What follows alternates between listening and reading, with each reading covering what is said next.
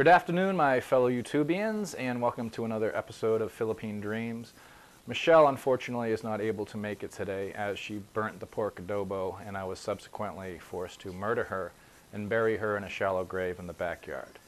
But it was near her favorite mango tree, so it should all work out. No, actually, she's doing some work. She brought some work home with her today, some extracurricular work, so she's busy working on that now. Maybe she'll check in later. Just a few announcements.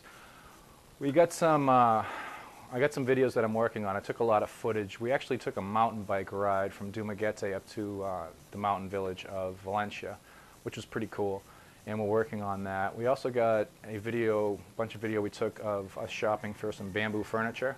I'm actually sitting in the chair right now, and we're working on that. We're also, some people have been requesting, how did you guys meet? What's the history there? So we're going to work on that. Also a video on things I should have brought. Got a lot of things that I brought that I didn't need, and some things that I should have brought with me in Balik Bayan boxes, and we'll be doing that also. And we're also going to be doing some trips to Oslo, to Bohol, to Camiguin, and also to the island of Siquijor. So those are all upcoming. But what I wanted to concentrate on here, and I'm going to try to make it short and succinct because sometimes I tend to ramble on, are some of the mistakes I've made in coming to the Philippines. Actually, not in coming to the Philippines, but once arriving here, mistakes that I made, mistakes that could have been circumvented if I had actually put some thought into it. And I got 10 because, you know, my OCD, I always have 10. So let's get into it. The first one, and I really kicked myself for this, is not setting up a blog when I first arrived here, not having it ready, not recording the things that I was seeing, the feelings, the emotions, being overwhelmed at times, the fresh experiences and whatnot, and also not taking video. I had my GoPro with me, but I really wasn't using it. So I recommend highly, if you are planning on visiting here for your first time or even coming back, have a blog set up. Take pictures, take photos, take the time to record your impressions, because they are fleeting and they are soon forgotten as you tend to, you know, get into the groove of things over time. Also videos, you know, take videos. Computers, laptops come in with built-in cameras nowadays, and take the time to you know, shoot your impressions and your emotions. There's actually this young man, he's got a channel called Burris Films, and if you go to his channel, I'll put the link in the description.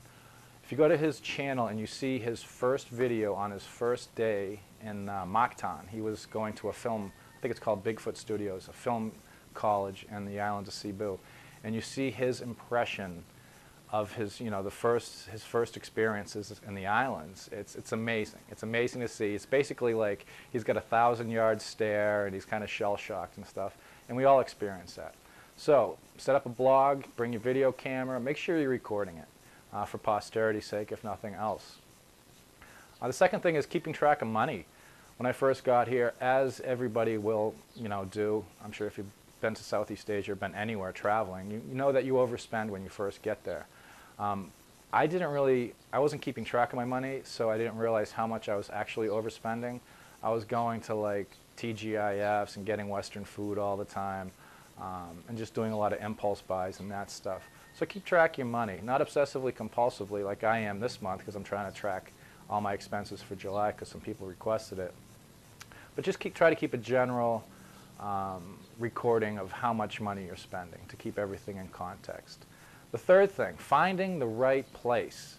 Again, when you first come here, you're going to be overpaying for rent. Wow, the flies are all over the place. You're going to be overpaying for rent. It's a given. And what you do is you get like a home base. You find a safe place that's secure, it's clean, and you can use it as a home base to start looking around for an apartment or a house to rent, and something that you want. I didn't do that. We tended to jump into things. We got the house down in Darwin. You guys, it's in the videos. Our place down in Darwin. It was a nice place, but there was some things that were wrong with it. It didn't have window screens, and the bugs down there, for whatever reason, were really bad. It was also too far from the city. I like the convenience of the city. I come into the city a lot to go to the gym, go shopping, hang out, whatnot. So, and it also didn't have window screens, and we had, you know, a problem with a theft when we first moved in. So take the time to find the right place. Get out on your scooter, on your motorcycle early morning and start just driving around areas. and start looking for the signs, because there's no Craigslist. You're going to have to get out there. You're going to have to do the footwork to find the right place. And know what you want. Do you want the convenience of the city? Do you want to be right inside the city? Do you want to be out in the country, away from it all? Do you want a mix? That's what we kind of found here. We found a mix between the two. We're about 10 minutes from the city, but we're outside of the heat and the big pollution and whatnot. So take the time to find the right place. Don't jump into something. And try to determine as much as you can what exactly you'll be comfortable with. The fourth thing, daily routine. When I first got here, I was sleeping late, and I was missing the mornings. The mornings here in the Philippines are amazing. It's like a magical time. Do yourself a favor, go to sleep a little early, or take naps in the afternoon, whatever, but try to get up around 5 o'clock in the morning to really enjoy the cooler weather, the nice lighting. There's not many people on the road, so you can go for cruises, check things out, hunt for your perfect apartment or house or whatnot. And then in the afternoon, when it gets real hot, take a siesta. I mean, 12 o'clock rolls around, it's hot, even though it's not officially summertime anymore. It's pretty freaking warm. So, you know, crash out for a while, do some reading, take a nap, catch up on some computer work, whatever, do your blog, do your video recordings. And then around 3 o'clock, you know, resume your day. Again, in the afternoon, it cools off, and it cools off pretty quickly. But between, like, I mean, 9:30, 10 o'clock, and like 2:30, 3:30, it's pretty hot. So get into that daily routine. Don't miss the mornings, because the mornings here are really nice. Fifth thing, diet. Yeah, I really let my diet go since I came here. This is a place of vegetables and fruits. It's basically a vegetable and fruit paradise, and I haven't been going to the produce market. For the longest time, I did not go to the produce market and take advantage of the inexpensive and incredibly fresh vegetables and fruits that they have here. Basically, I was going to carinderias, just getting fast food, eating a lot of salt, a lot of fat, and a lot of sugar. I was getting my protein in, but I wasn't getting the rest of it. And since I've been here, I've lost about another 10 pounds, a good amount of it being muscle mass, because I haven't been getting enough protein. The heat sometimes has an effect on people's appetite, and I think that has something to do with it. So you got to consciously, again, that daily structure, that daily routine, try to set aside certain times to get some food in you, even if you're not hungry. If you're sweating and you're dying or whatnot, you know, try to get some food in you, and take advantage of the produce markets here. I mean, we got a giant bag of food about a couple weeks ago, and it was $3. So definitely take advantage of that. The sixth thing, something I don't like to admit, but yeah, smoking. Smoking here is very inexpensive. It's about $1.20 US a day to smoke here. In the United States, when I left, it was about $10 to $12 per pack. Here it's $1 a pack. I don't know what kind of regulation they have on the manufacturing of the cigarettes here, so God knows what I'm inhaling. I can't believe I started again. I started up about 2 months before I came to the Philippines, which was a big mistake. This is a bad place for vices. On top of the smoking, you're ingesting a lot of smoke from cars, vehicles, smog, burning trash, plastic, all that stuff. So I have a pretty bad cough at times, and it's mostly to do with the smoking. So that's something that I'm going to be dealing with very soon. I'll do a video on it. That should be amusing. Also, vices. If you're an alcoholic, if you're an active drug user, anything like that, the Philippines is a really bad place to be. Vices are very inexpensive here. There's not much to do if you don't have any structure or routine in your day. And please don't end up like the guys down, you know, at the bar at 10 o'clock in the morning. They're drunk by noon and running amok, you know, in the afternoon and stuff. That's not a good place to be. It's not a healthy place to be. So keep in mind vices here, and if you're a smoker, definitely try to quit. Luckily, I brought patches, electronic cigarettes, all that stuff with me. So hopefully you deal with that. Next up is open water certification. I know it might sound kind of stupid, but I really regret not getting my open water certification, PADI certification yet. There's all kinds of beautiful diving around here, and I haven't done it. It's something that I have to do. I go snorkeling all the time, but why I haven't taken advantage of some of the best scuba diving in the world is beyond me. All right, bad decision. Number 8, Buying particle board furniture. Yeah, we just bought a bunch of furniture last month, and I just found out that you can get custom-made mahogany furniture here for about the same price as you're going to spend on crappy fall particle board. So that was a big mistake. If you're going to be coming to the Philippines and you know you're going to be living here, get on the internet and download some plans of what furniture you want. All you got to do is bring these places the plans, and they'll make this custom furniture for you very cheaply. Mahogany furniture here for like a dining room set is about $400, $350 US dollars. In the US, those same sets go for about $2,000 to $4,000. So that's another bad decision I made, fall particle board. Getting a truck is number 9.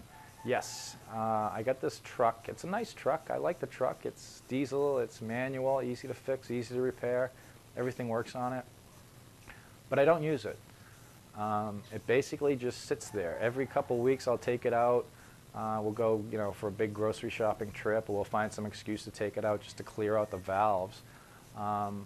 Because it's a lot easier and it's a lot more economical to have a motorcycle or a scooter here. When you're in the truck, yeah, it's more comfortable. You get your air con and everything, but you can only go as fast as the tricycle in front of you. You can't really, zoom in and out of traffic like you can with a motorcycle or a scooter. And they also chew up gas, and fuel here is more expensive than in the West.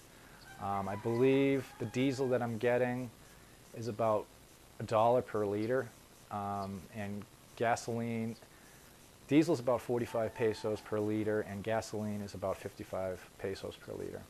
So it's basically been sitting, and I haven't been using it that much. So that was a bad decision. I think I got it because I'm an American, and I identify myself with the freedom of having a truck or a vehicle.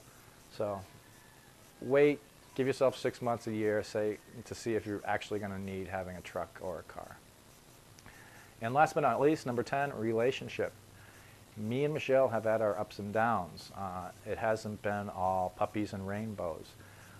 I'm coming to the Philippines with my Western conceptions of what a relationship is, and I was trying to force it on the Filipino system of relationships. And that's caused some problems. It's totally different here. You have to approach it differently. There's not really dating, casual relationships or that thing. You're either uyab or you're not uyab. It's not really a gray area. It's pretty black and white. And that's some bad decisions that I've made that I have to work with. Luckily, we're still together, and luckily, we're still working on these things. And I'm grateful for it each and every day. It's one of the great things about coming to the Philippines is being able to meet, a wonderful girl. Wow. I actually didn't murder her and bury her in the backyard. She was working. I was just shooting the video on 10 bad decisions that I've made since coming. 10 of the many bad decisions I've made since coming to the Philippines. And the next one's going to be some of the good decisions. That's going to be a short list. I think there's only like 3 things on it. 3 good decisions I've made since I've been here. But so again, try to be as succinct as possible. Those are some bad decisions, some mistakes that I've made since I've been here. Maybe, if you hear it, you won't repeat them. Thanks again. We've got a lot of subscribers coming on board, and I appreciate all that. We try to respond to your comments and your suggestions. If you have any, specific questions you want answered, you can send a PM. If you like our channel, subscribe. And this is Ned. And this is Michelle. And we are Philippine Dreams, and we'll see you next time. Bye.